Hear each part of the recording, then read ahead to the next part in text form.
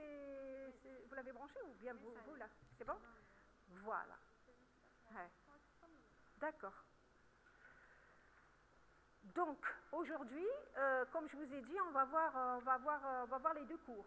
On va faire les bases du traitement de la douleur et on va faire les neuroleptiques et tranquillisants. Alors, donc là, vous avez le plan du cours donc, que nous allons voir ensemble. Donc, on va passer par une définition. On va voir d'abord, avant de commencer la thérapeutique, donc on va voir les différents types de douleurs. On va voir la classification de la douleur. Et après, on va voir les principes thérapeutiques devant une douleur par excès de nociception et principes thérapeutiques devant une douleur par excès, non, une douleur neuropathique. Ce n'est pas par excès de nociception, il y a une faute de frappe là. Alors, la douleur, vous connaissez la définition de la douleur? Voilà. C'est une sensation. C'est une sensation. C'est une sensation, c'est une sensation qui est subjective. En fait, la douleur, ce n'est pas, comme on le sait nous tous, un simple symptôme. Donc, la douleur, il y a l'Organisation mondiale de la santé qui travaille jusqu'à aujourd'hui sur la douleur et sur les traitements de la douleur. Donc déjà, il y a une définition selon l'Organisation mondiale de la santé et l'International Association for Study of Pain, donc une association donc, contre la douleur, qui a défini la douleur. Et la douleur est définie comme étant une expérience qui est sensorielle, émotionnelle, désagréable, liée à une lésion tissulaire présente ou potentielle ou décrite en termes évoquant une telle lésion. Ça veut dire quoi? Ça veut dire que c'est une sensation qui est subjective et qui est rapportée par le malade. Ce qui est important de connaître, c'est les types de douleurs. Quand on est devant un malade, il est important de typer la douleur. Pourquoi? Nous devons connaître le type de douleur pour pouvoir choisir après quel traitement va-t-on donner à ce malade-là. Alors, toute douleur ne signifie pas un traitement par paracétamol, par exemple. Donc, déjà, qui dit douleur, dit paracétamol, si on pense au traitement. C'est faux parce qu'il y a d'autres thérapeutiques qu'on va utiliser pour traiter la douleur. Et comme antalgique, il n'y a pas que le paracétamol. Voilà, donc il y a autres traitements qui ont une action sur la douleur. Et de là, avant de traiter un malade qui se plaint de douleur, il faut d'abord typer cette douleur. Alors, pour typer cette douleur, on va se focaliser sur certains paramètres. Déjà, on va se poser la question, est-ce que c'est une douleur qui est aiguë ou bien une douleur chronique? Et comment va-t-on différencier la douleur aiguë de la douleur chronique? Alors, la douleur aiguë est considérée comme symptôme. La douleur chronique est considérée comme une douleur maladie. La douleur aiguë, c'est un signal d'alarme, c'est un marqueur de la maladie. Quand on a une douleur aiguë, elle est utile, elle devient utile pour le diagnostic et elle veut nous orienter vers le diagnostic. La rage de dents, c'est une douleur qui est aiguë et directement s'oriente vers la dent. Donc c'est clair et net.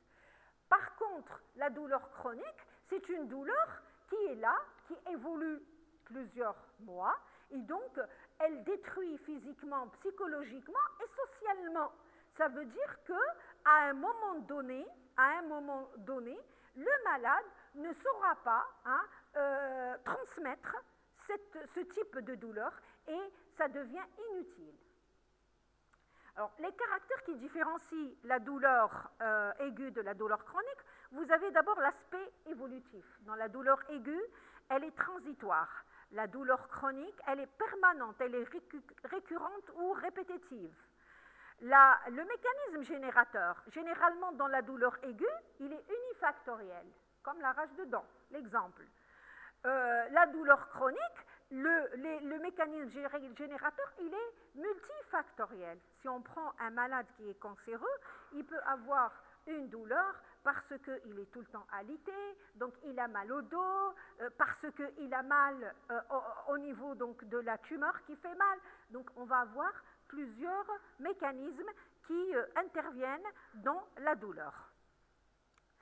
Les réactions végétatives, lorsqu'il y a une douleur aiguë, alors elle n'était pas et elle est présente, donc automatiquement on va avoir une réaction et ça va être généralement la tachycardie, la polypnie, pourquoi pas une mydriase et des sueurs, telles que l'infarctus du myocarde. La douleur, elle est aiguë, elle est aussi importante et ça va donner une réaction végétative très importante chez le malade. Alors, la douleur chronique, non. Le malade, il rentre dans son cercle vicieux. Donc, il y a le cercle vicieux et il y a l'entretien. On n'a pas de réaction végétative. Là, on va avoir un retentissement psychologique. Quand c'est aigu, il est inquiet, c'est l'anxiété. Quand c'est chronique, ça devient une dépression. Voilà. Et l'objectif thérapeutique, il est différent. Dans la douleur aiguë, il est curatif, donc on vise la douleur. Dans la douleur chronique, il est multidimensionnel. Alors, il est psychologique, il est somato-psychologique. Donc là, pour traiter une douleur chronique, on peut solliciter plusieurs disciplines, par exemple. Donc là, il est important de typer la douleur avant de traiter le malade. Classer la douleur. Alors, en type, elle est aiguë, elle est chronique. Après, qu'est-ce qu'on fait? On va classer la douleur. Classer la douleur pour pouvoir traiter par la suite notre malade. Alors, comme type de douleur, nous avons 3 types. Nous avons la douleur nociceptive. Nous avons la douleur neurogène et la douleur sin materia. Alors, je vais commencer par la douleur sin materia, c'est une douleur qui est psychogène. Alors, la douleur psychogène, dans ce cas-là, quand on fait, il réclame la notion donc d'une douleur, mais quand on fait un bilan, des examens complémentaires, un examen physique, on ne trouve rien, donc le bilan, il est négatif. Mauvaise réponse au traitement, donc peut-être il y a des fois, il y a des moments, malgré que c'est psychogène, on traite et on a une mauvaise réponse au traitement. Il y a des signes psychiques, donc lorsqu'on va chercher à l'interrogatoire ou bien dans son vécu, donc nous allons trouver un stress, des émotions, des problèmes familiaux et donc ça va donner des signes psychiques. Et l'examen, par exemple, la céphalée de pression, la céphalée, donc le surmenage. Donc là, une douleur est étiquetée comme douleur psychogène sin materia lorsque notre bilan clinique et paraclinique est négatif. Maintenant, nous avons les autres types. Alors, les autres types, vous avez la douleur nociceptive. La douleur nociceptive, c'est une douleur qui est en rapport généralement avec une chair qui est abîmée, la peau. Par exemple, on prend, je ne sais pas moi, une blessure par balle. La chair est abîmée, donc on va avoir la douleur. Une écorchure, un traumatisme avec une lésion cutanée. Là, c'est la douleur nociceptive. Donc dans la douleur nociceptive et la chair est abîmée, dans ce cas-là, on va avoir une stimulation des nocicepteurs lors d'un processus lésionnel. Vous savez très bien que pour que le malade, il vous dit « j'ai une douleur », ça veut dire quoi? Ça veut dire qu'il y a une transmission. Une transmission donc du foyer ou bien du siège de la lésion vers les centres nerveux de la douleur, et là, le malade il vous dit « j'ai mal ici ». Et il y a une transmission nociceptive. Donc, on va avoir juste une stimulation des nocicepteurs pour traduire une douleur. Il n'y a pas, dans ce cas-là, il n'y a pas de dysfonction des voies de transmission de la douleur. C'est-à-dire que les nerfs, ils sont intacts. Les nerfs sont intacts. Je peux avoir une petite écorchure qui me fait mal et il y a une transmission nociceptive. Mais le nerf, il est intact. Donc là, c'est l'exemple de la douleur viscérale en cancérologie, de la douleur en rhumatologie, la douleur en traumato, en chirurgie, en infection, en post-opératoire. Contrairement à la douleur neurogène, dans ce cas-là, qu'est-ce que vous allez avoir? Vous allez avoir un nerf qui est abîmé. Le nerf est abîmé, donc la lésion du nerf, elle peut être périphérique. On peut avoir une lésion des racines, de la moelle, du système nerveux central. On peut avoir une section, une compression ou bien une altération, telle que l'hernie discale. C'est l'exemple de la névralgie du 5, la douleur post-ostérienne, parce qu'il y a une atteinte des nerfs, la compression médulaire, la sclérose en plaques, les neuropathies périphériques chez le diabétique. Vous connaissez? Vous savez très bien que chez les diabétiques, un diabétique qui évolue dans le diabète évolue plus de 10 ans par exemple, on peut avoir une atteinte des nerfs et ça va donner la douleur. Et c'est une douleur généralement qui touche les mains et les pieds. C'est une douleur neuropathique, c'est de la neuropathie distale chez le diabétique. Alors faites attention, il faut savoir différencier entre douleur nociceptive, le nerf est intact. Douleur neurogène, le nerf est abîmé. Dans certains cas, nous pouvons avoir et une douleur nociceptive et une douleur et en même temps on a le nerf abîmé. Donc là, on parle de douleur mixte. Et dans ce cas-là, on le voit surtout en cancérologie.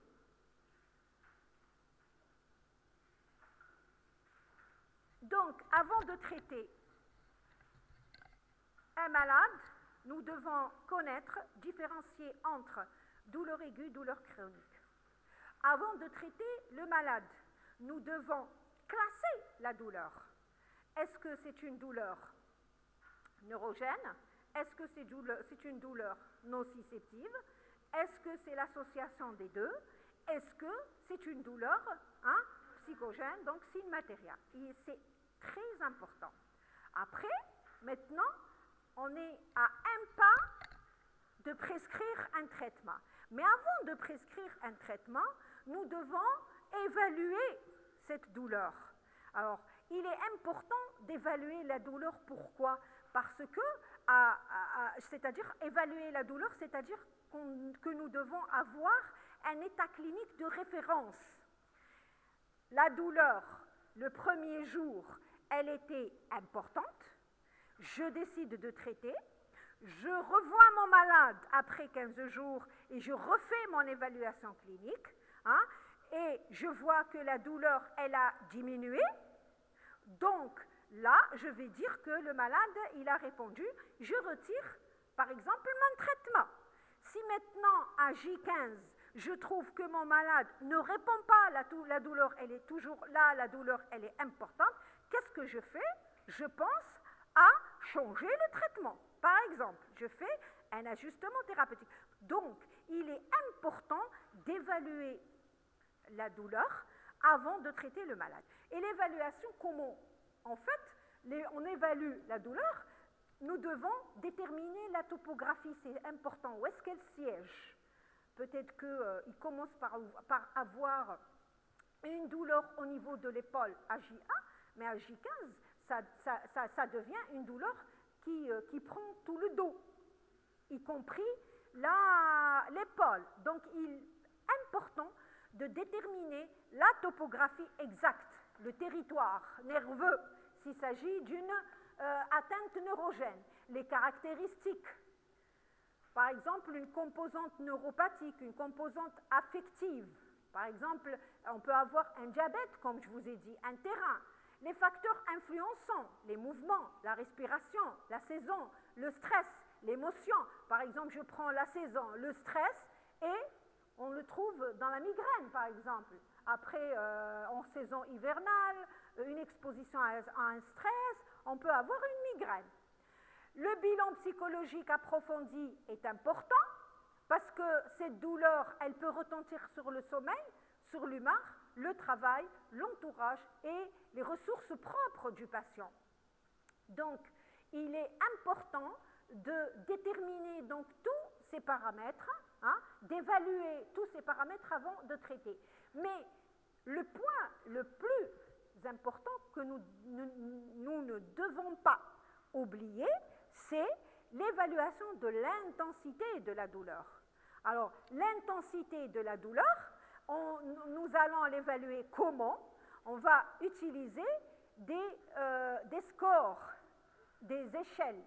Et là, vous avez l'échelle visuelle analogique qui est là, et vous avez l'échelle visuelle simple. Alors, l'échelle visuelle simple, c'est une question de question-réponse. On pose la question et on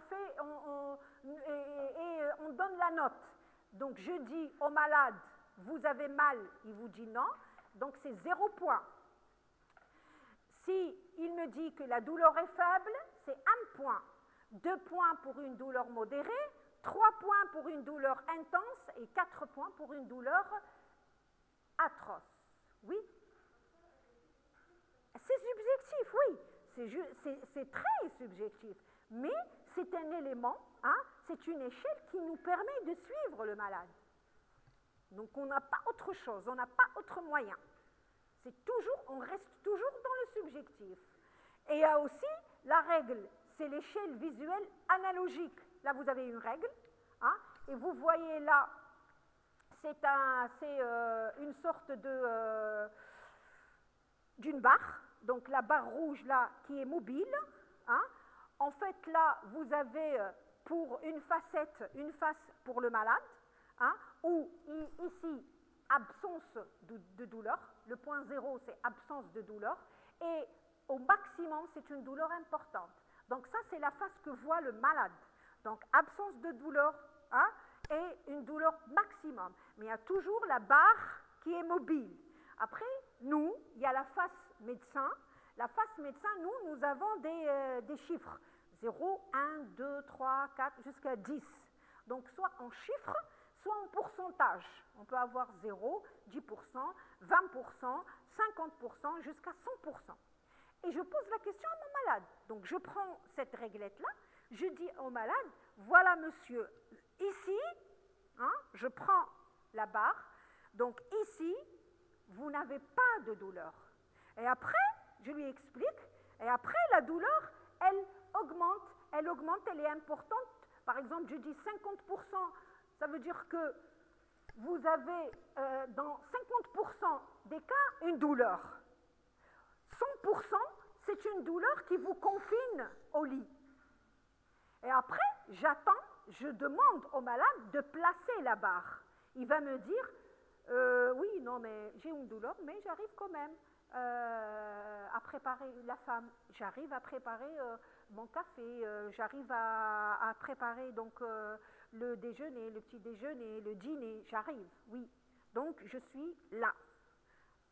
La face médecin, moi je regarde, je trouve 20%, je prends 20%. D'accord? Et après, quand je mets le traitement, à J15, à J30, je refais mon évaluation avec l'échelle et je vais voir. Voilà, c'est subjectif. Mais ce sont des échelles qui sont utilisées. Voilà. Par exemple, cette échelle, je l'utilise tout le temps en matière, par exemple, de polyarthrite rhumatoïde. Dans la polyarthrite rhumatoïde, il y a ce qu'on appelle le score, le DAS28. Et voilà. Et pour scorer le malade, pour calculer son DAS28, le score d'activité de la polyarthrite rhumatoïde, il me demande l'EVA. Il me demande l'EVA. Voilà. Donc, là, on arrive aux différents traitements en cas de douleur par excès de nociception et de traitement en cas de douleur neuropathique. Alors là, je vous ai écrit directement que principe du traitement de la douleur nociceptive, c'est les antalgiques. Et comme exemple, vous avez donc l'accident, la chute en neige. Vous avez aussi les microchromatismes, la surcharge pour un musicien, donc qui utilise tout le temps ses mains. Et vous avez la maladie chronique, telle que la polyarthrite rhumatoïde. Donc là, le principe thérapeutique du traitement de la douleur par excès de nociception, c'est antalgique. Et les antalgiques, ce n'est pas le paracétamol uniquement. Les antalgiques, il y a l'Organisation mondiale de la santé qui classe les antalgiques en paliers ou bien en niveaux.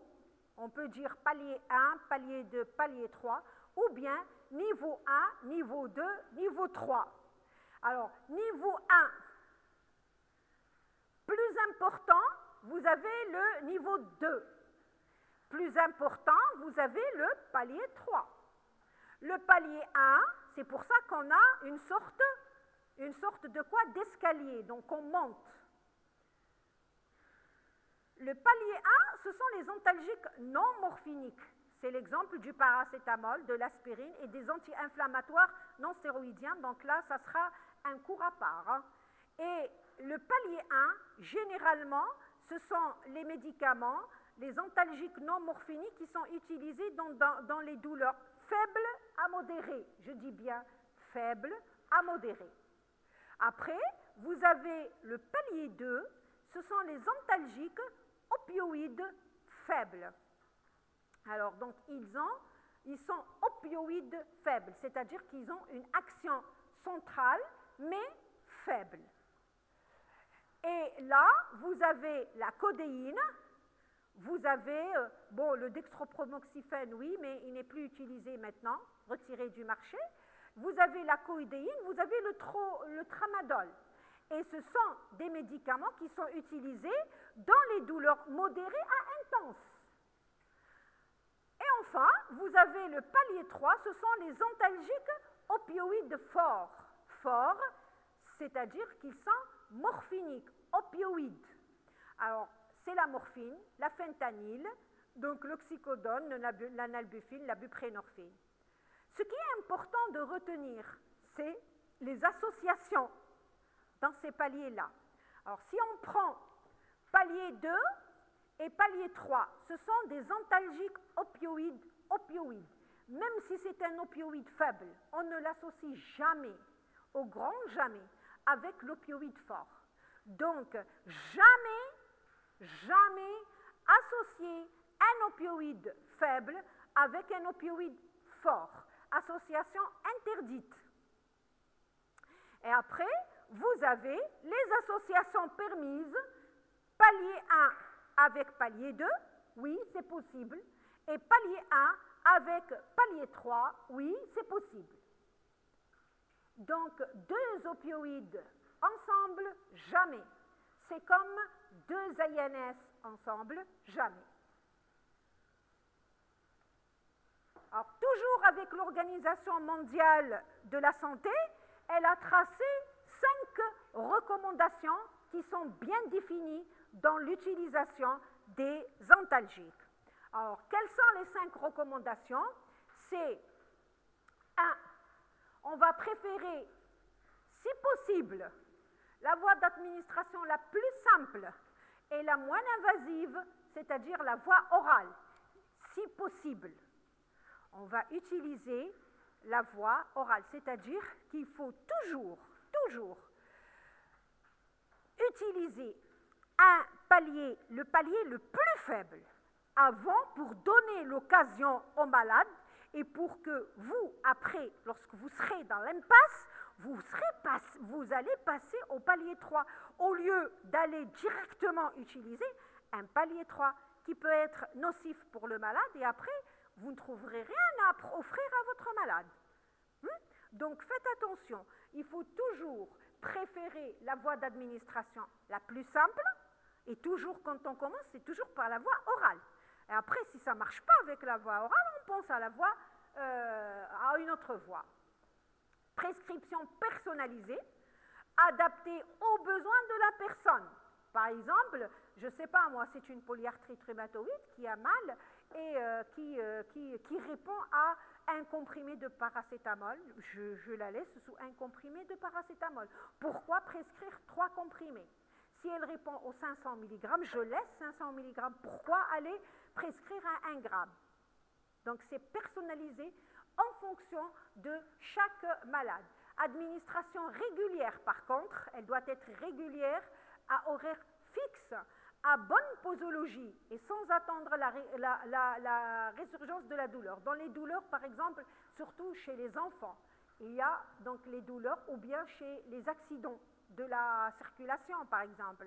Là, je ne vais pas attendre à ce que la douleur revienne et à ce que le malade réclame l'antalgique. Je prescris, je donne un traitement à horaire fixe, à une posologie fixe.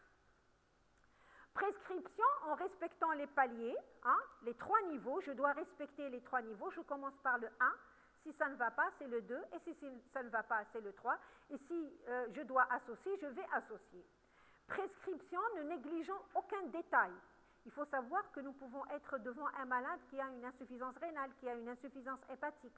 Là, il faut faire attention aux tares associées.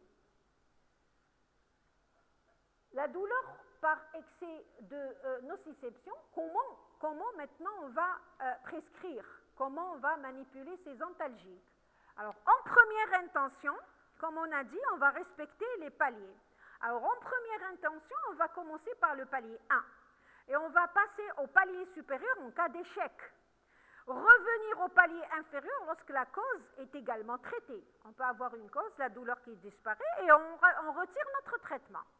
Dans les situations de douleur intense, comme par exemple l'infarctus du myocarde, on va commencer par un palier 2, voire d'emblée un palier 3, lorsque la douleur, elle est importante.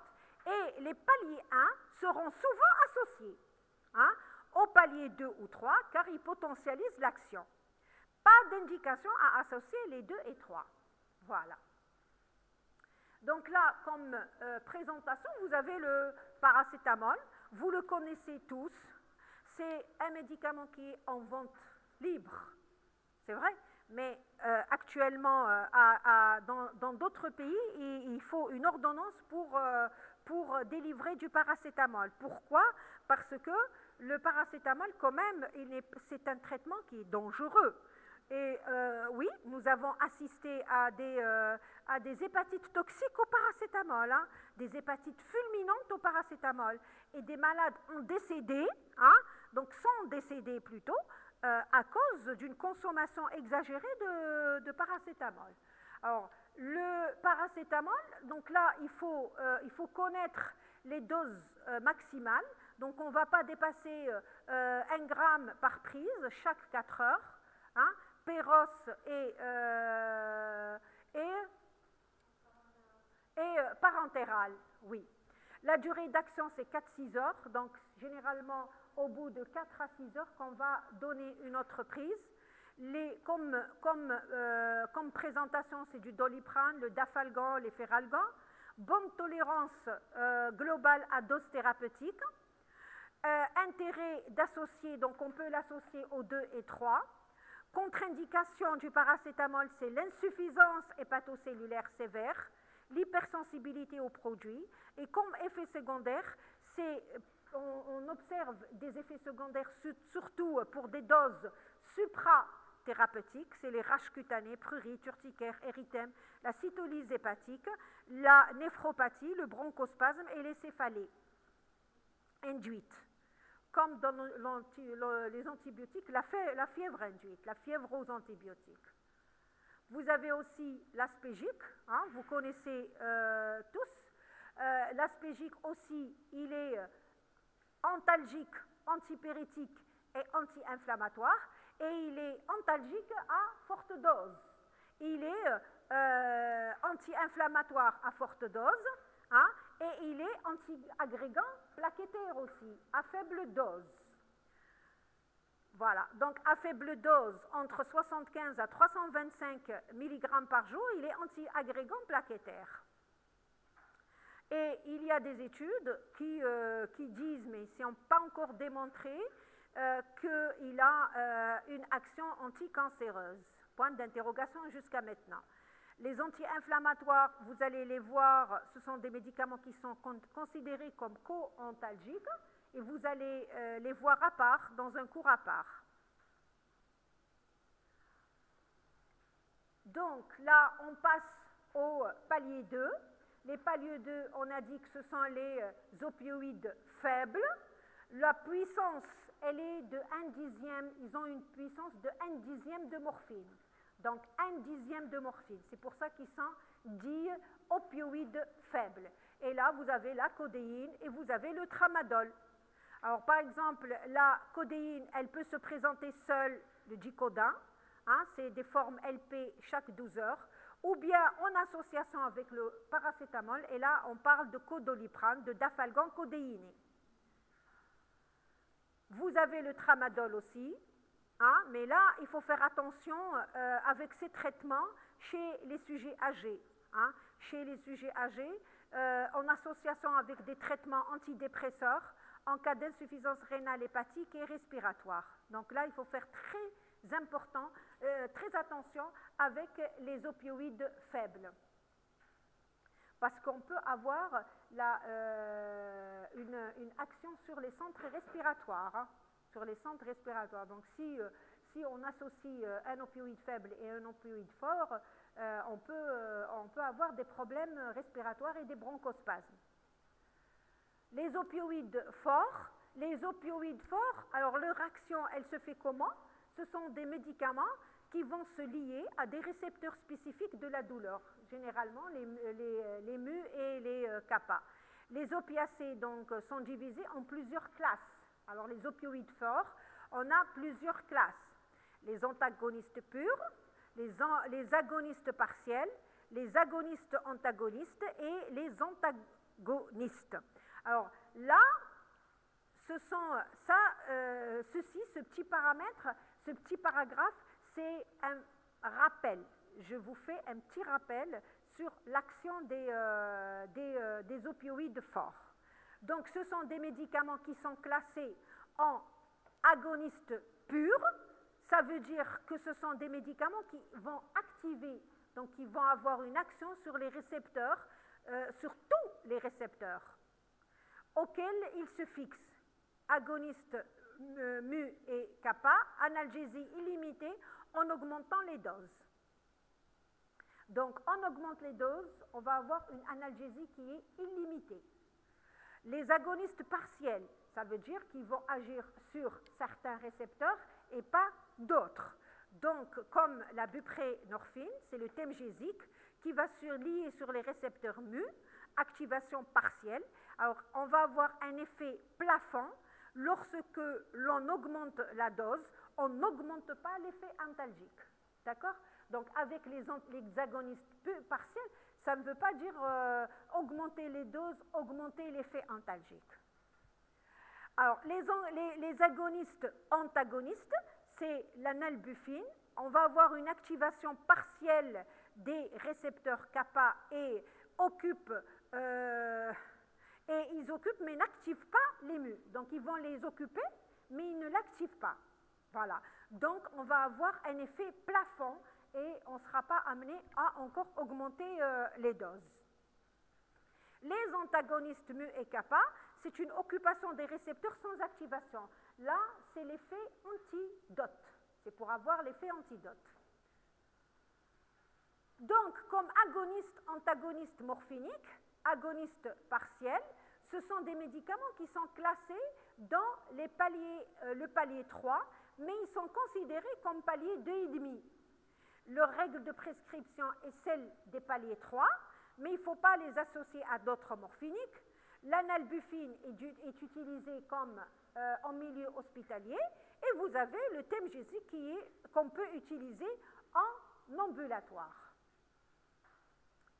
Les agonistes morphiniques purs, c'est la morphine. Et là, comme morphine, vous avez une forme qui est rapide et une forme qui est retard. La forme rapide, la libération immédiate, et la forme retard, la libération qui est prolongée. Donc, ça peut être de la morphine, fentanyl, l'oxycodone, morphine, fentanyl, oxycodone. Donc, soit c'est une libération immédiate, soit une libération prolongée. La libération immédiate, généralement, on l'utilise en milieu hospitalier, généralement, souvent, aux urgences médicales pour traiter un infarctus du myocarde, par exemple. Ça sera de l'immédiat. Voilà. Ici, la morphine retard, on va l'utiliser, par exemple, chez les cancéreux. Alors, les effets secondaires des morphiniques palier 3, c'est nausées, vomissements, retrouvés dans 30 à 50% lors des premières prises. Donc, on va avoir sûrement, dans 50% des cas presque, nausées, vomissements. Et la régression, elle se voit en 8 à 10 jours. Et on peut donner un traitement adjuvant pour ces nausées, vomissements, comme la dompéridone. Alors, la constipation à 100%, on va avoir une constipation à 100%, elle est constante et elle est dose dépendante. Et on va prévenir, ça veut dire si on va mettre un palier 3, automatiquement, comme les corticoïdes, on va mettre un traitement adjuvant pour les nausées, vomissements, pour la constipation. Donc, systématiquement, on va conseiller une hygiène de vie, bien sûr, avec des laxatifs. Et on va surveiller, éduquer, informer le patient. La somnolence aussi, elle est fréquente, parfois sur simple dette de sommeil. Quelqu'un qui était fatigué, qui était malade pendant très longtemps, et hop, il prend la morphine, d'accord?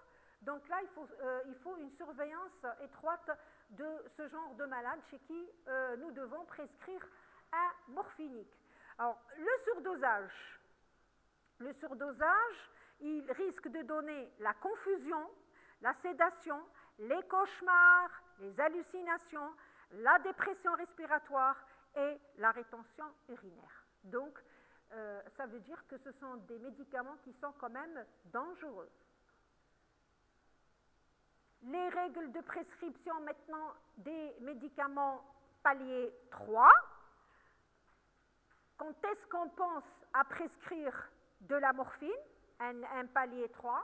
On va penser à prescrire un palier 3 en cas d'échec du palier 1 puis 2, sauf si la douleur est très intense. L'infarctus du myocarde, je ne vais pas jouer avec du paracétamol, je vais directement vers la morphine. Douleur par nociception ou les douleurs mixtes. Il faut être très attentif aux prescriptions pour les douleurs chroniques non cancéreuses. Donc, pour une douleur chronique non cancéreuse, c'est vraiment, il faut peser le pour et le contre pour prescrire de la morphine. Informer le patient des effets secondaires. Il est important d'éduquer le malade. Alors, vous lui dites, voilà, je vais vous donner de la morphine, mais faites attention, vous allez avoir une constipation, vous risquez d'avoir une rétention d'urine, on va le préparer, on va l'éduquer et on va donner un traitement adjuvant. L'association palier 1 co-antalgique, elle est possible et souhaitable. La voie orale est privilégiée. La prescription, elle se fait en ville sur des ordonnances sécurisées. Hein. Donc, les ordonnances sécurisées, c'est-à-dire c'est une ordonnance qui passe par la wilaya. Hein. C'est des souches d'ordonnances pour être déclarées. La durée maximale de la prescription est généralement 28 jours d'un traitement morphinique. Parce que sinon, si vous dépassez les 28 jours, on va tomber dans la dépendance. Voilà. Les co-antalgiques, c'est l'exemple des anti-inflammatoires non stéroïdiens et des corticoïdes. C'est l'exemple des antispasmodiques, les diphosphonates, les myorelaxants et psychotropes, et les anesthésiques locaux, percutanés ou en infiltration. Donc, tous ces médicaments sont considérés comme co-antalgiques. Donc, c'est clair. Niveau 1, niveau 2, niveau 3. Règles d'utilisation donc dans le niveau 1, règles d'utilisation dans le niveau 3. Il faut connaître les effets secondaires, c'est très important. Il faut connaître les associations aussi. Attention, hein, association déconseillée, association conseillée. Maintenant, on passe au principe thérapeutique dans la douleur neuropathique. Alors, la douleur neuropathique, et là, vous avez comme exemple, ici, c'est une... C'est quoi? C'est quoi? C'est quoi cette image? Une femme. Donc, une femme, et qu'est-ce qu'elle a? Une sensation de quoi? Regardez. Brûlure. C'est ce que elle rapporte. Une sensation de brûlure. Donc, la douleur neuropathique, ce n'est pas une sensation de douleur. C'est une sensation donc de douleur, mais en fait, quand vous demandez au patient, il vous dit, hein, je sens une brûlure. Ici, c'est quoi? C'est l'éclair. Donc, on dirait, carrément en arabe, on dirait, carrément. Et là, vous avez le malade au membre inférieur, qu'est-ce qu'il fait? Qu'est-ce qu'il rapporte ici? Une sensation de picotement des épingles. Donc là, c'est une douleur, hein, mais qui est ressentie par le malade comme brûlure, picotement, comme éclair. C'est la douleur neuropathique. Voilà, très bien. Donc, éclair, picotement, sensation de brûlure, tout ça, ce sont des paresthésies. Donc, attention, faites attention. Hein, si vous avez devant vous un malade qui rapporte ce genre donc, de sensation, c'est de la douleur neuropathique, c'est des paresthésies. Et nous observons ce genre de sensations surtout chez le diabétique. Le diabétique, les paresthésies du diabétique, aussi dans l'hernie discale. Voilà. Donc, le piège dans la douleur neuropathique, c'est un système nerveux qui est altéré. C'est une sémiologie qui est typique. C'est une sémiologie qui est typique. Vous avez un fond douloureux, sous une sensation de brûlure, de compression, d'étau, de tiraillement. Vous avez des crises de décharge, couteau, arrachement, picotement, fourmillement, engourdissement, allodynie, hypersensibilité au stimulus. Donc tout ça, c'est des paresthésies. Et c'est la douleur neuropathique. Donc nous ne devons pas tomber dans le piège. Hein. Nous devons, en tant que médecins, hein, savoir poser le diagnostic d'une douleur neuropathique. Et là, on va gagner du temps et on ne va pas prescrire des antalgiques. Ça sera une prescription de médicaments pour la neuropathique, la douleur neuropathique. Alors, la douleur neuropathique, elle peut être traitée par des médicaments, hein, donc on peut avoir un traitement médicamenteux, mais aussi on peut être amené à prescrire, à autoriser un traitement non médicamenteux. Et comme traitement non médicamenteux, il y a la technique neurochirurgicale, telle qu'une interruption des voies de la nociception. Par exemple, l'hernie discale. Il a mal, il a mal, il a mal. Une fois opéré, il n'a plus mal. Là, on a fait une décompression. Et c'est un traitement chirurgical, ce n'est pas un traitement médical. Vous avez aussi donc les techniques de thermocoagulation, de compression par ballonnet. Par exemple, une tumeur qui comprime, par exemple. On a des techniques chirurgicales qui permettent de lever cette compression. On fait une décompression vasculaire microchirurgicale de radiochirurgie. Neurostimulation épidurale ou corticale. Donc là, c'est des techniques spécialisées, chirurgicales, neurochirurgicales, pour libérer le nerf. Et vous avez aussi les thérapies physiques, telles que la kinésithérapie, les massages, l'hydrothérapie.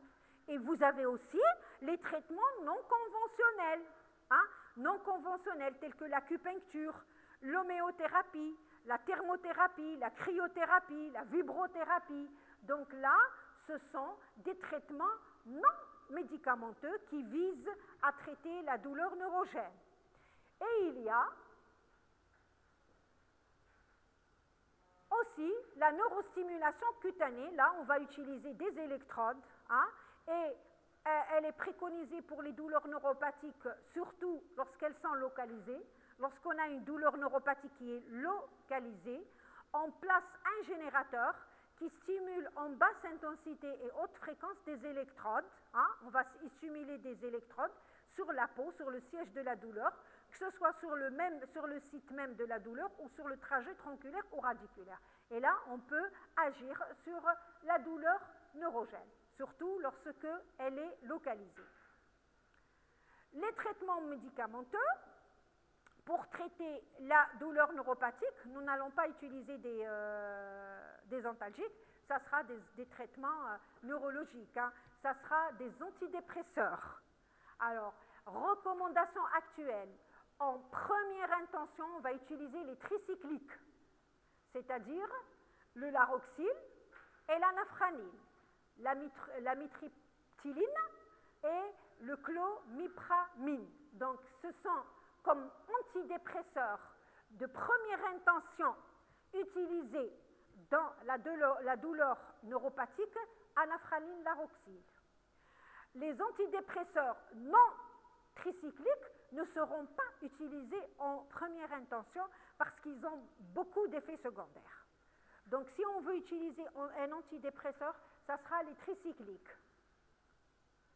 Augmentation des doses, elle se fait progressivement, puisque l'effet est retardé 8 à 15 jours aux posologies adaptées. Donc, on va augmenter progressivement et voir l'effet des antidépresseurs. Les antidépresseurs seront utilisés en première intention, c'est les tricycliques, et ils seront utilisés dans la douleur neuropathique continue. Une douleur neuropathique continue, automatiquement, on va avoir la dépression. Donc, on va utiliser des antidépresseurs. Après, vous avez les antiépileptiques.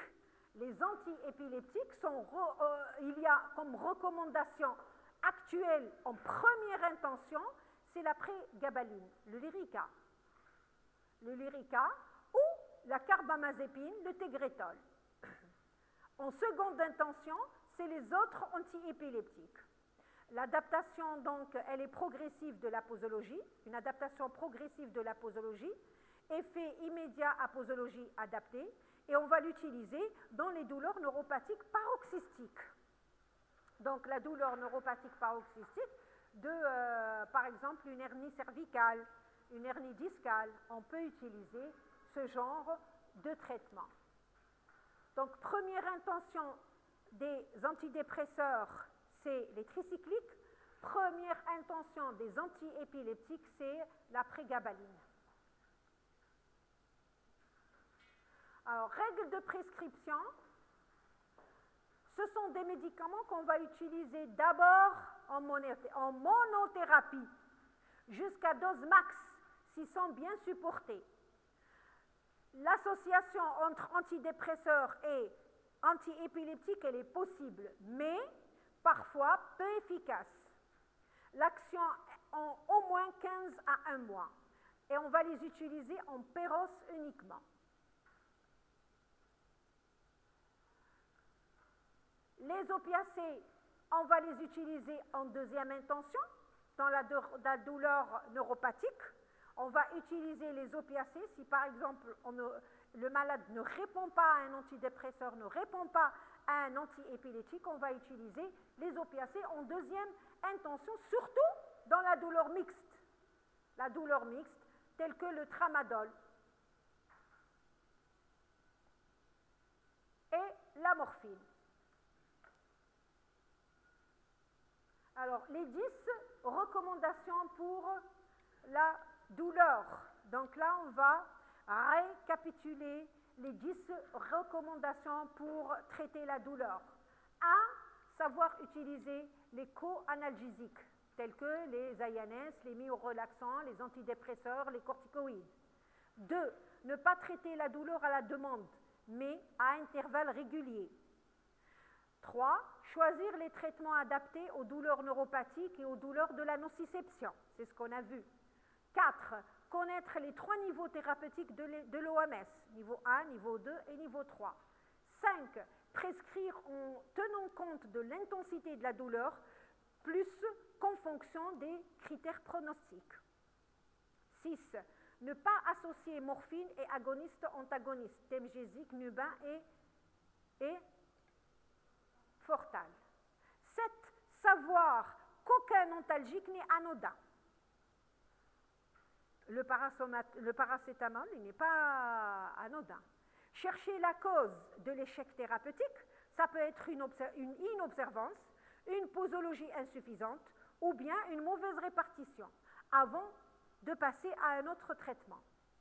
9. Reconnaître la douleur non organique, c'est-à-dire la douleur psychogène, c'est important. Et 10. Adapter la thérapeutique à l'environnement du malade.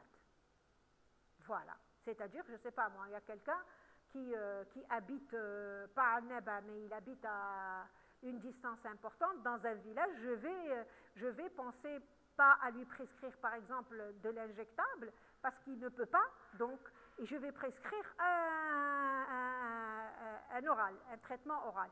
C'est-à-dire qu'il faut penser à l'environnement du malade aussi. En conclusion, il n'y a pas une mais des douleurs. Selon le mécanisme nociceptif neurogène, selon le profil évolutif aigu chronique, l'intensité et l'impact sur les activités quotidiennes. La conduite du traitement symptomatique ne peut se concevoir qu'après un diagnostic rigoureux. Les modalités de prise en charge thérapeutique sont envisagées dans 3 grands cadres. La douleur nociceptive aiguë, la douleur nociceptive chronique, cancer, et la douleur neurogène chronique. Voilà. Donc, c'est tout ce que j'avais à vous dire pour le traitement de la douleur. Alors, vous voulez une petite pause ?